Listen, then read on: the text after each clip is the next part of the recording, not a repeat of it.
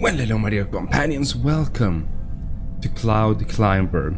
It's a free game, it was just released on Steam and it's made by one person.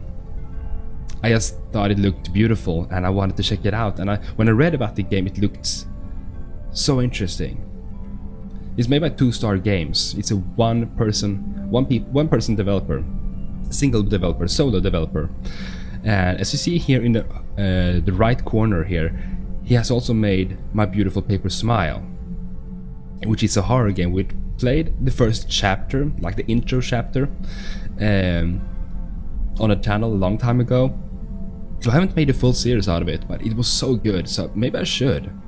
But it's so creepy, so go check it out if you haven't already. 2-Star Games also made another free horror game called my friend's, what was it called? My friend's name is Raven, or something like that. I'll have links to all his games in the description down below. Go and check it out. It looks interesting for sure. And this is about the end, so to say. 1,000 years ago, it stopped raining on Earth because of what we are doing to our Earth. It stopped raining, and slowly the water started to evaporate back into the sky, back into the clouds. And to survive, humanity started to kind of build big towers to live in and try to reach the clouds to get the water to survive. And I guess we are one of the last people on Earth, or maybe the last one. And we are here at our tower, our civilization, if you say so, because these towers, I mean, we see here in the pictures, these are connected with bridges, but I guess other towers might just be themselves, you know, trying like for a race to reach the sky to get the water and try to survive, trying to survive the apocalypse, if you say so. So let's start. Boom. Let's see what it's all about. It's pretty much a walking simulator, as I understand it, and I love these kind of games. Another day has arrived. I'd best get my water before going to work. And it's fully voice acted, by the way. And it's made by one person. And all the assets are hand-drawn. Everything is hand-drawn. Similar to as we saw in My Beautiful Paper Smile. Chest key. I may need to get to the neighboring tower in the future, but I know the other builders keep the entrance to the bridge locked. I saw a key on the table at the top of our tower a few weeks ago, but I went to get more building supplies. I haven't been up there in a few days, so I'll need to check if it unlocks the bridge door. If the other towers even become vacant, I might need to get across, so I'll have to keep this in mind. Oh. Bucket of water. Okay, cool. Okay, locked. Construction on the last tower stopped weeks ago. I can only assume that the builders have met their fate by now. Oh. I believe it's safe enough for me to go and continue building higher yet from where they left off. So that is the highest I'll need to tower. travel across the other 2 towers to get there, but I'm sure I can find a way. Ah, I see. Okay, so this is our tower, pretty much where we live. Can we go down? No, I can't. Okay, but you see here, you see just how the air is and how it looks down below. The Earth is pretty much destroyed by us. And we have to try to reach these guys to get the water we need. Okay, let's get up. Trying to collect water if it starts to rain, but it's not. Oh. Burning the great and terrible. For months we've been building faster than ever, yet it seems as if every time we complete a new level, the clouds raise higher and higher. I could have sworn we were close to them decades ago. But we're still not done yet. I can only hope that we're getting close. So we have been building for quite... building for quite some time. I think it said in the description we have been building for hundreds of years.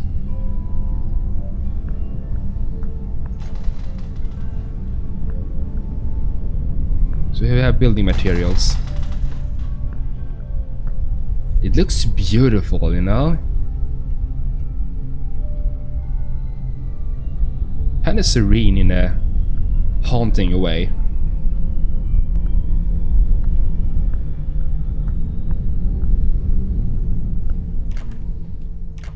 Oh, locked, okay. Okay. But... oh yeah, at the top.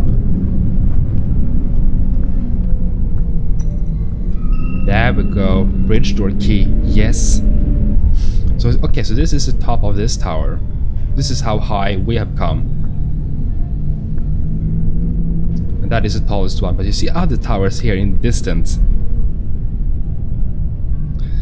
I love the apocalypse. It sounds weird, I know, it sounds weird, but I really love the apocalypse, the idea of the apocalypse, you know, in movies and books and such, just because it's interesting to see from a psychological perspective how we would deal with it. How would we deal with it? I mean, it depends on what kind of an apocalypse. In this case, it's because the water was gone, and how people would treat each other, how people would react to it, what we would do. In this case, we had to kind of try to build towers to reach the skies to get the water we need. But it's an interesting thought, and yeah. I can't believe today is the 100th anniversary. Okay, so for this tower we have been building for 100 years. I know others have been building much longer. Okay, I know I wish our grandparents had taken this whole thing more seriously. 100 years ago they decided things were getting dangerous. But why didn't they see the problem 200 years ago? Or even longer? I'm still glad this started building, but I just wish we had seen this coming. Yeah, this is the thing too. We will be so slow to react to an oncoming apocalypse, you know? No matter what kind of it is. Just because we don't really need to want to think about it. We just don't want to think about the world might end. It's been quite some time since I was on the second tower. I haven't crossed this bridge since the builders became greedy and took the supplies that were meant to come to our tower. Oh. Just like all the other towers, its inhabitants quickly grew desperate and aggressive. Now it stands empty. Yeah. But this is the thing. In the apocalypse, of course you would become greedy. Of course you would try everything for yourself and your closest ones to survive. So it's... yeah. I guess we knew this day would come, but I didn't expect it to come this soon. Yesterday we started extreme rationing of our water. A few days back we stopped getting supplies from the ground crew on our lift. We can only assume that they stolen the supplies for themselves, ran out of water and food sources, or simply died. If we don't get into the clouds soon, we might need to see if we can get some food, or some from the neighboring towers. Okay, this is interesting too. We saw these inhabitants in this tower as aggressive and selfish. But for them it was just about survival, you know? They were running out of food and water and supplies, and they just wanted to survive, and of course they would try to steal and get it from other people. I guess many of us would deal with it in that way, because of course we want our closest ones, our loved ones, to survive.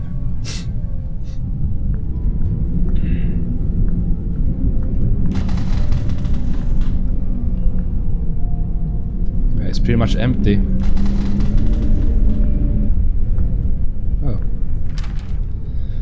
Wouldn't it be ironic if it rained now, after decades of building? Yeah. Now would be the perfect time since we just started rationing our supplies more, but I have a good feeling about this.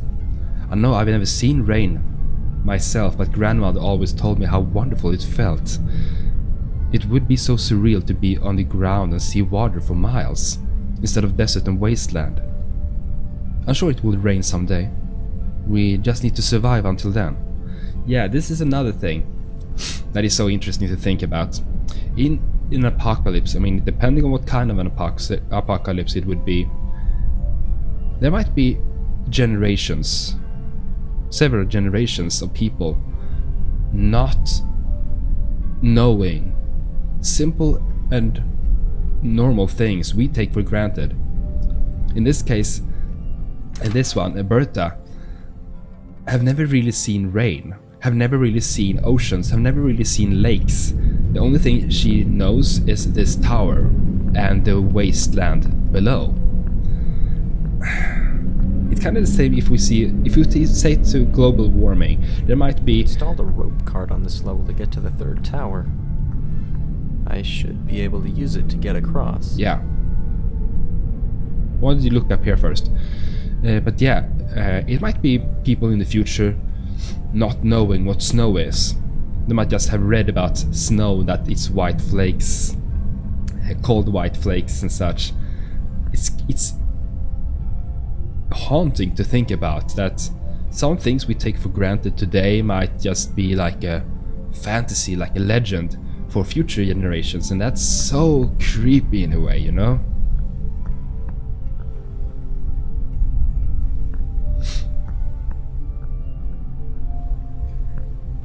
Also, yeah, okay, this is the top of this tower, okay. I guess we can just get across with the cart.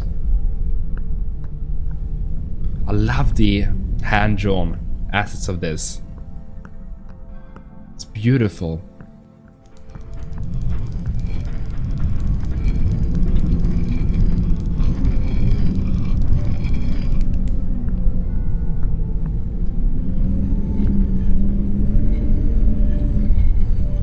Almost call this place beautiful if these dust storms weren't so suffocating. I love walking simulators. I know many people don't like walking simulators. They just think it's... I hope I find what I'm looking for at the fourth tower. They just think it's like, it's not a game, it's just you're just walking around, you don't do anything. Games don't have to be about that, you know? Game... It's just an interactive media of storytelling. You don't have to shoot some things, you don't have to explode some things, you don't have to kill enemies. It can just be about telling a story in an interactive way. That's it. That's it. I couldn't be more frustrated right now. We're running out of water, running out of building supplies, and Carl just won't get along with me. At least 5 times a day he pretends he's going to push me off the tower. I swear, if I do fall someday, it'll be his fault. What? Hadang?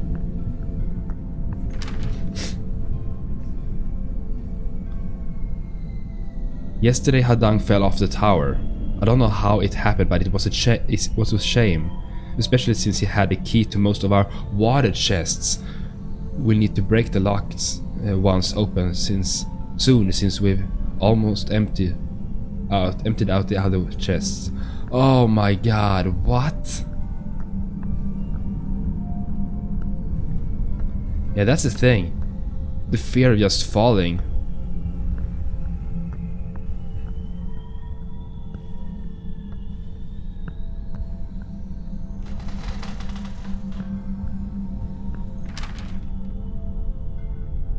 I just can't get over it. Hadang gives the absolute best reactions to when I mess with him.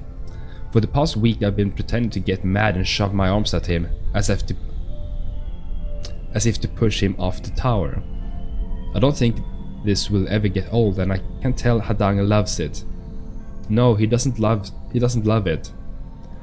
And maybe Carl accidentally pushed him off. Whoa. Yeah. Never joke about, trying to push someone off something, or trying to like a joke about stabbing someone or joke about shooting I mean, an accident can always happen, and don't never think about consequences, you know? I'm a person who highly think about my consequences when I do stuff. And I think more people would do that. Should do that. Looks like I'll need to fix this bridge. Stack of planks is okay. Okay, yeah, we have it here.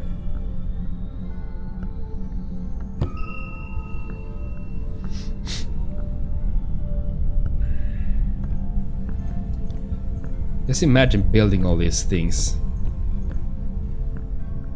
And it kind of feels like we are alone. It's hard to believe that I'm the last one here. We are. Wow.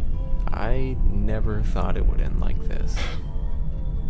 Makes you wonder what the whole point was in the first place. Yeah, I guess. It kind of feels like if it just ends, why would we have built all this? It feels unnecessary. But the thing is, we had to try. We had to try something to survive, and the thing is, if we didn't try, we would have never been able to succeed. The only way that makes it possible for you to succeed is if you try.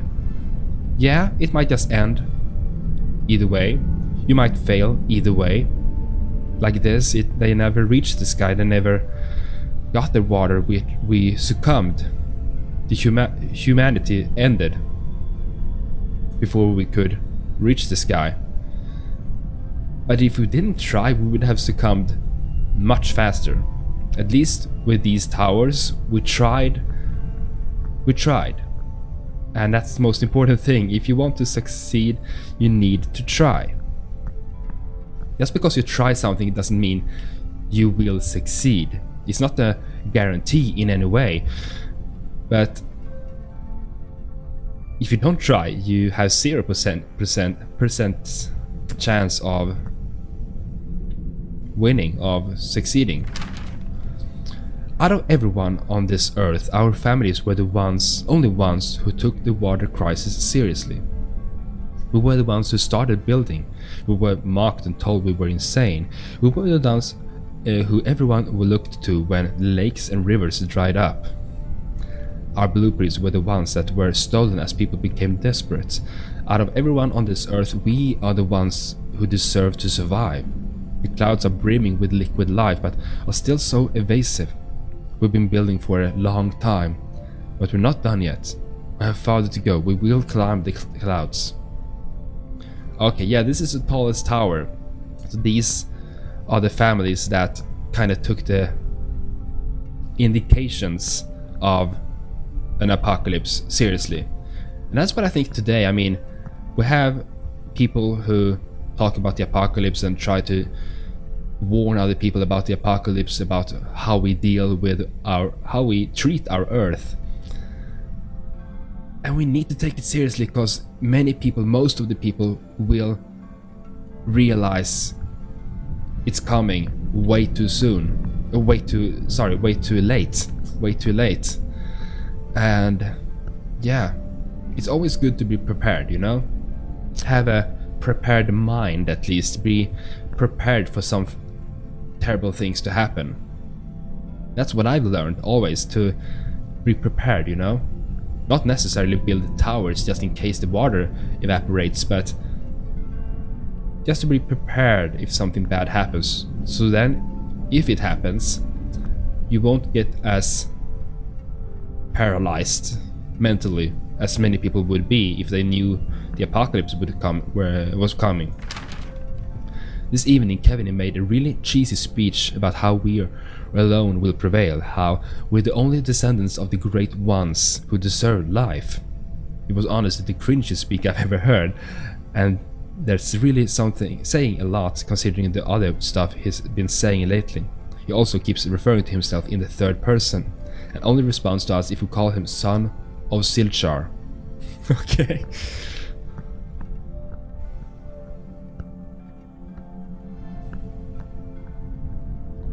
But this tower, as I said before, they didn't really succeed either way.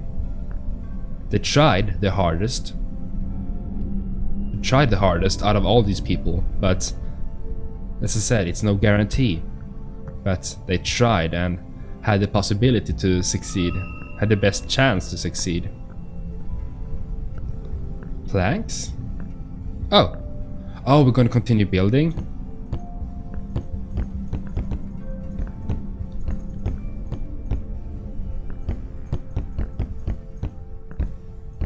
Okay.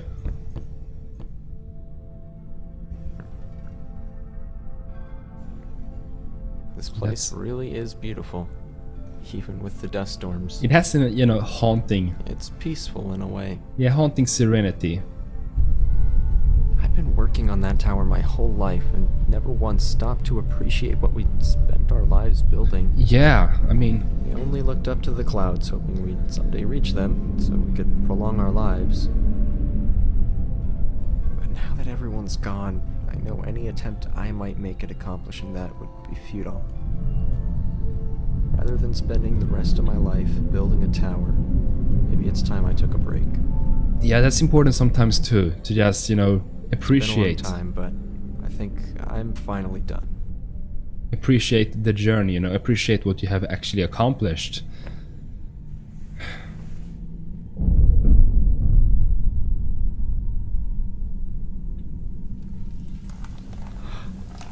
And it starts raining, yes, of course.